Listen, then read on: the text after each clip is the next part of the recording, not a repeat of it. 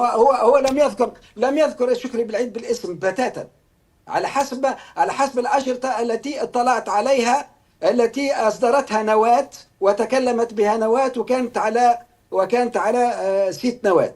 على حسب الأشرطة التي رأيتها أنا في الإعلام التونسي في ذلك الوقت، لم يذكر شكري بالعيد بالاسم أصلا، ولكن تكلم إيحاء بما يوحي أنه قد يكون هذا الشخص هو شكري بالعيد.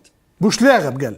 ولكن كذلك تكلم على علي العريض، وتكلم على سمية الغنوشي، وتكلم على رجال أعمال هو عنده بهم ثار قديم في عهد بن علي إلى غير ذلك. باهي سؤال هنا. معناها المسألة مش عارف كيفاش تربطت بشكري بالعيد فقط، في حين أنه حتى عناصر من النهضة كانوا داخل عملية استهدافهم من قبل هذا الشخص. باهي سؤال الله يدورك. كيف لفتحي دمك اللي يعرفك انت نهضاوي وحاب يتقرب لك حسن انت نهضاوي، وكيف قابلته بعدين الفرشيشي وبالحسن نقاش يعرفهم قراب وعنده نيابه خصوصيه، كيف له ان يطمئن ويحكي لهم على تصفيه سمية الغنوشي وعلي العريض ويعرف ان المتحدثين والجالسين معاه هذا يسأل عنه. هذا يسأل عنه هو. هذه أحداث موجودة حتى عند القضاء، موجودة حتى عند الجهات الأمنية التونسية، هذه موجودة في الأشرطة التي بثت في تونس، التي كانت على صفحات الانترنت في تونس. نسمة نعم. يعني هذا تكلموا فيه، ولكن استثمرت هذه الأشرطة وخرجت من الجهات الأمنية للجهات الإعلامية، واستثمرت في موضوع شكري بالعيد، وغض الطرف على كل وباقي الشخصيات التي قصدها هذا الشخص والتي ذكرها بالاسم. جيد. دخل حبسه وقفوه. المسألة انسترومونتاليزي، المسألة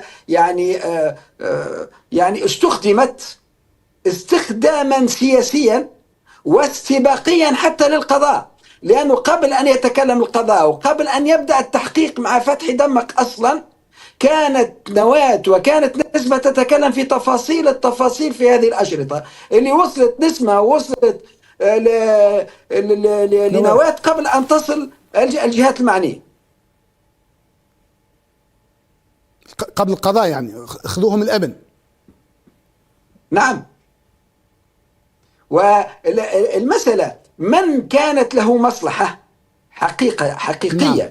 في أنه يخرجها من الجهات الأمنية ويعطيها الجهات الإعلامية، مع العلم لم تعطى لجهات إعلامية فقط، أعطيت لجهات إعلامية وأعطيت كذلك لرجل الأعمال